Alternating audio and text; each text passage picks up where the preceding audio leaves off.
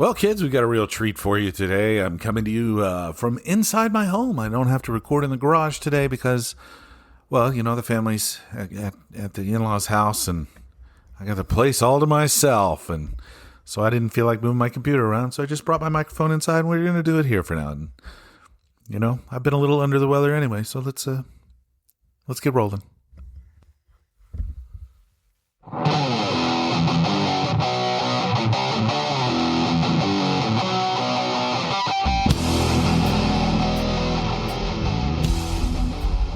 Welcome back to another wonderful episode of Trent Takes On 2.0. I'm the Trent from the title of the show.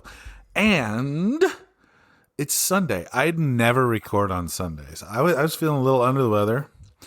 And so I didn't get to record on Friday. I didn't get to record on Friday with George either. It turns out I was wrong. Our what do you call it?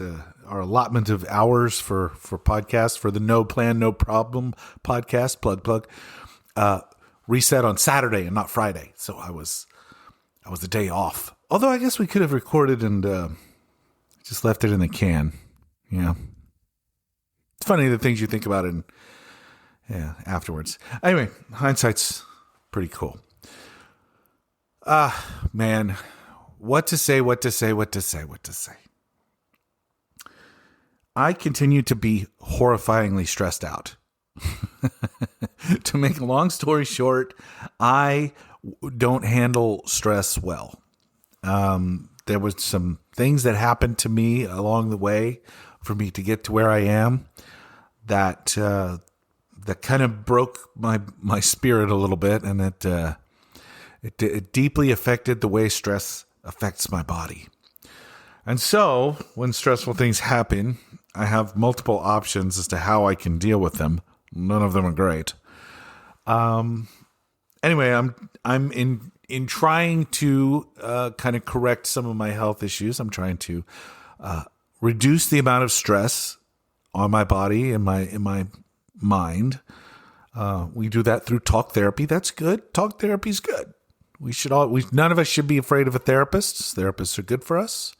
They help us by giving us an audience for thoughts that we may not want to push onto others that we love and care about, who are not trained to accept such things.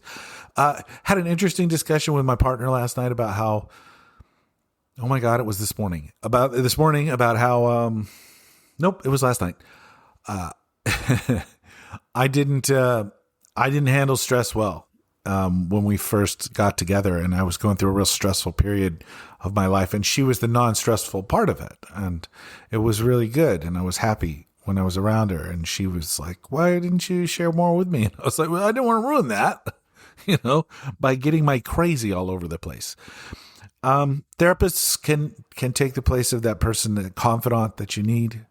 'Cause sometimes you're going through stuff. We all go through stuff. I'm going through stuff. I'm stressed. I'm stressed about the future. I'm stressed about the way the present is shaping up. I'm just trying desperately to figure out how I can better help the world that I know and love, and that means the people in my life that I care about. Friends and family. Those are the important things. I don't know what it's like to be rich. I don't. And I never will. I've kind of accepted that. It's just like this dream of mine to move to California and become a big, television star in sitcoms, and then move on and do movies and stuff. That's just never going to happen. I missed my opportunity when I was young and still had the abilities that I was showing when I was young. And now that I'm an old man, I'm middle-aged. I don't know. Is 50 the new 40? It's just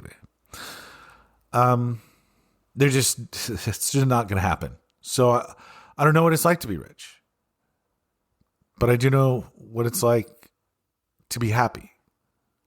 Maybe those moments of happiness aren't huge.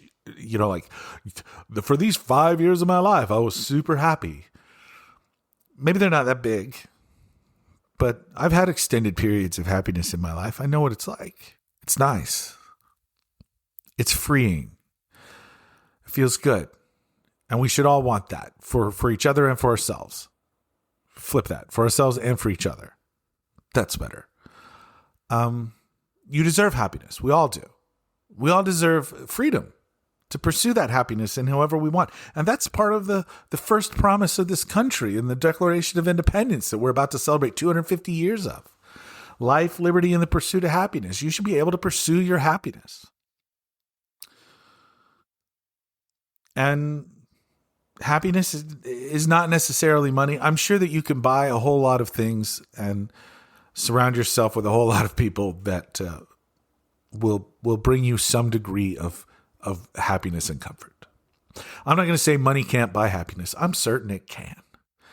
But I'm also certain you don't have to have it to be happy. I'm constantly amazed at how much better off we are when we kind of go analog for a bit. I know, again, ironic, digital platform telling you to live analog. But I've been trying to live a little more analog. And I wanted to share with you guys, who I consider like friends, even though I don't get to like talk one-on-one with every one of you. Something that happened this morning that I was super, super happy with. I like a moment of real legit happiness. It happened while my partner was making her own breakfast. We eat different things throughout the day, and then we come together for dinner. So she was making her breakfast, and I was sitting there with my soon-to-be 9-year-old. And I'm going through this thing where in the mornings, I'm de-stressing. I don't turn on my phone. I don't turn on the TV. I just chill. I take the dog for a walk. I rehydrate. I don't drink coffee. I don't take in any caffeine. No coffee, no tea. The idea being extend my overnight fasting and to start my day in such a way that my body doesn't think it's in trouble. So, try to stay stress-free, get outside, see some sunlight, move around a bit, walk the dog, do some, just light walking, nothing that makes your body feel like you're stressed. You don't want it to wake up and be freaked out, I got to run away. So I'm just sitting there with my kid, my youngest, and I'm doing a crossword puzzle. I have a little book of crosswords, a little easy book of crosswords that I bought for 99 cents at a store, 15 years ago. And it's been sitting here on my desk for the whole time. And I had it out this morning and I was doing a crossword puzzle. And my daughter asked, how does that work? I don't know how to do that. And I took her over. She stood next to me and she learned how to do a crossword puzzle, and she was answering questions, like here's a 5-letter word for this. And she, how about this? And by golly, she's right. Her vocabulary, stunning. But I kind of like every question is like a little tiny riddle. And she got it. And then when you fill it into the grid, you can get clues to the other riddles. And she's obsessed with riddles right now. And she got it. And so now we're going to start doing crosswords in the morning. And we're going to do this instead of, watching cartoons or dad doom scrolling on social media. We're going to take a moment and just do a crossword. And I'll tell you, this morning, I almost wept. I was so in the moment. I have a kid that really impresses the shit out of me. And I hope everybody feels that way about their kids, because kids can do anything. You just have to kind of wind them up like a toy, Give them the food and water that they need, the sunlight that they need, and they'll grow. And they'll continue to impress you if you just open your mind to it and open your heart to it. They're good at so many weird and unique things. Like these two, my kids can play video games like I never could. I mean, it's impressive. Of course, I don't know that it's particularly helpful, but that kind of dexterity, there are uses for it for sure. I just, I hope everybody finds that kind of happiness. And that really is everybody. Because when you have that kind of happiness in your life, it's really hard to do bad things. I say all the time, be good humans. And when I sat down with George, arguably my best friend, that's not my partner. I sat down with George and he asked me, what does that mean? What does it mean to you?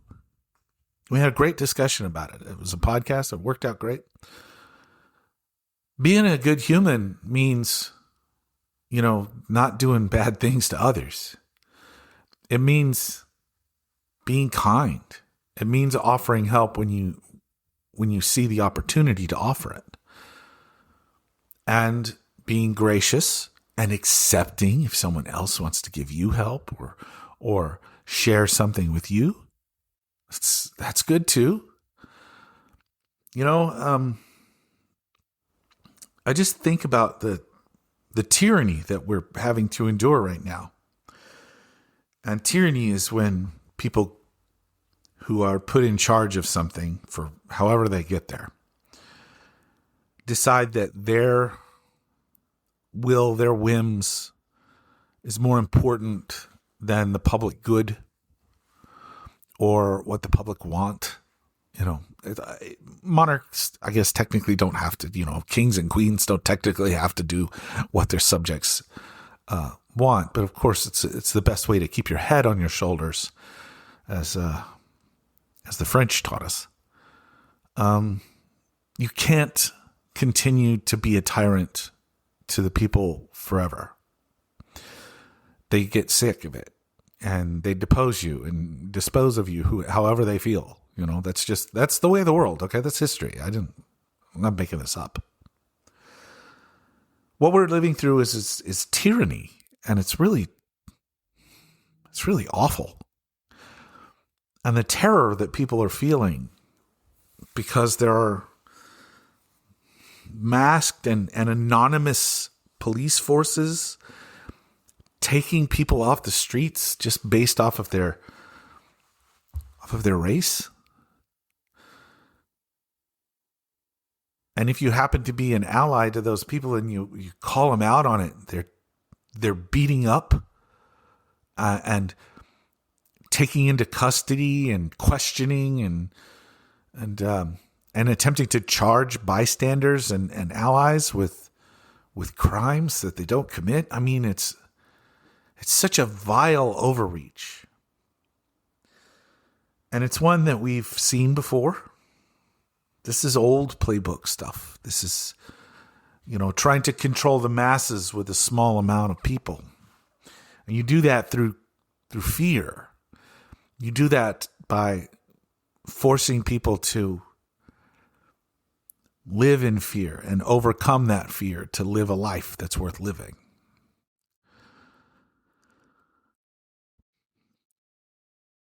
I said on my last podcast that we would win. And I believe that wholeheartedly. That the forces of good will band together and make certain that this tyrannical mad king and his group of equally awful sycophants will be disposed of. What's the word for it? You depose a king. Anyway, we'll kick him out. We'll kick him out of office and we'll take the power back for us.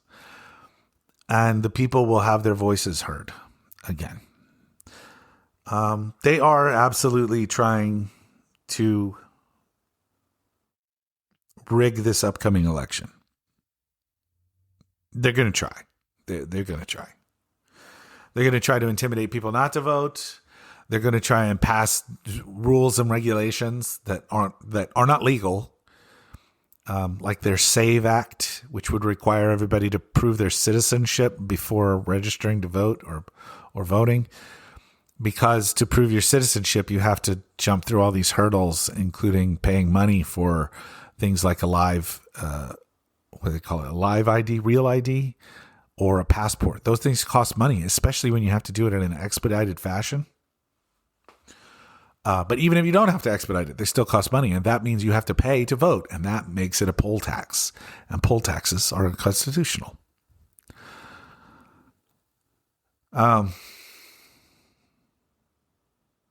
They're doing everything they can to avoid being held accountable. And that makes sense when you think about this.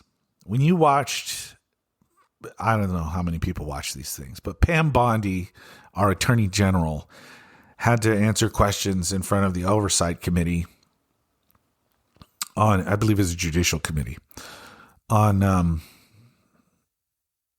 what day was it? Wednesday? Was it the last day I recorded? Tuesday? What Tuesday?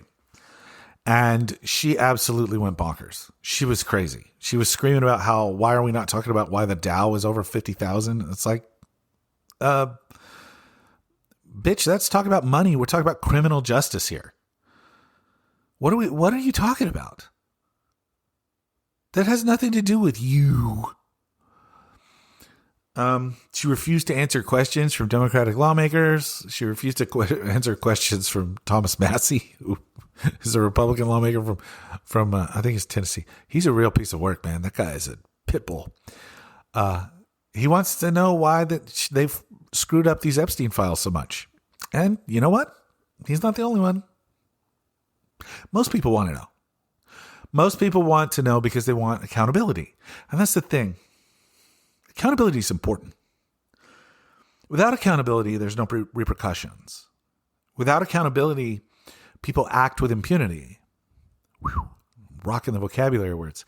It's why ICE agents and Customs and Border Patrol agents wearing masks and not identifying themselves feel like they can get away with anything, so their activity, their actions are outside the bounds of common sense, outside the bounds of their guidelines, outside the bounds of law and order, because they don't feel that they'll ever be held accountable. Lack of accountability is the breeding grounds of chaos. Pure, unadulterated chaos. And that's what this ridiculous authoritarian regime is all about. It's all about the chaos. How big a mess can we make and keep ourselves from being held to account? The grift is real. The Trump regime has made umpteen billions of dollars. Who knows how much money it is? It's a lot of money. They have made a lot of money. I did make a mistake in the last episode when I said that Coinbase owned 87% of Trump's stablecoin. That is incorrect. I did have the right guy, the CEO, CZ, but the name of his company is Binance. Binance owns 87% of Trump's stablecoin, basically allowing him to launder money whenever he wants. You can launder money to Donald Trump anytime you want, anonymously. It's one of the biggest grifts in history. It's probably the biggest grift in history, honestly. And it's not even close. Things continue to unravel because you can't generate this much chaos and run from it forever. Eventually, it catches up to you. They can't keep it contained because it's chaos. You can't contain chaos. They can't keep it from getting out. The secrets are always going to spill. And with the secrets spilling, accountability has to follow. And one of the reasons that these people are so willing to go so far is they know that if accountability ever does come for them, many of them will end up in prison for the rest of their lives. Kash Patel, Pam Bondi, Scott Bessent. That butthead Lumpkin or whatever his name is. Lumpkin. These guys are doing bad things. Criminal things. Stephen Miller, Susie Wiles, Marco Rubio, Kennedy, Robert F. Kennedy Jr. They're all doing bad things. Some of those things are illegal. And when accountability comes for them, they will have to pay the price for that. Because the pendulum swings. You know what I mean? After George W. Bush, the pendulums, during George W. Bush, it was so, okay, go all the way back to Clinton.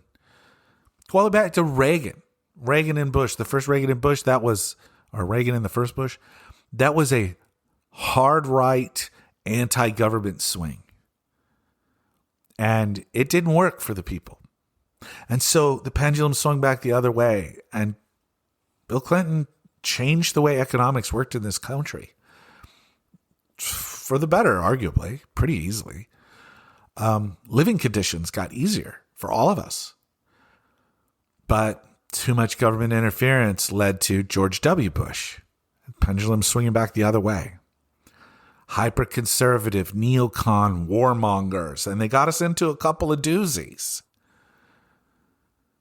that we just got out of. Huge swing back the other way. But man, did they trash the economy. And so the pendulum swung back the other way. We got Barack Obama and we got populism.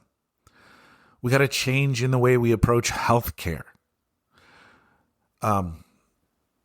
There are lots of things to say about that. I'm not going to do that now. But you can credit Obama for the economic recovery that happened after the Great Recession. Pendulum swings all the way back the other way, and then the first coming of Donald Trump, which was way more about hatred of Hillary Clinton, I think, than Donald Trump, but details. Donald Trump didn't expect to win that election. He was fine with losing it, and so he could just claim it was rigged and be fine, and his brand would be like crazy cool forever. But no, he won because of a fucking trick in the system. He actually lost the election by almost 3 million votes. Yet he got the office because, we do that thing. And then we got 4 years of Trump, and man, that was a mess. Trashed the economy, totally bungled the COVID management. And so the pendulum shifts back the other way, and we get Biden. And then the pendulum switches back the other way, and we get Trump again. Mainly because Biden didn't step aside early enough to allow Kamala a full runway. I think things would have been different, to be honest. And the pendulum will swing even further back this time. And this time, because Trump has been so reckless and so abusive of his power, so corrupt, this time, accountability will be the buzzword. Things are going to change.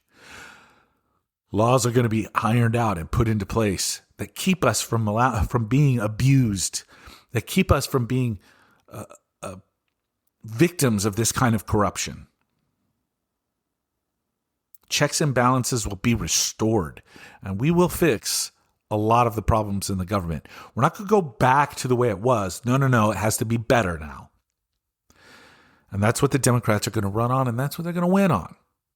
And then we have to hold their feet to the fire to make sure that they do what they say. We will win. But after that, the action has to take place. So as always, keep an eye on it. That's going to do it for me today. I appreciate you all so very much for joining me on this ongoing journey. It's almost like Star Trek, only less sci-fi and cool, I think. But I appreciate you all. Absolutely all the time. Thank you, thank you, thank you. Have you shared me with a friend? Do you have your whistle? Get on it. Get on it. They're cheap. You can find them lots of places.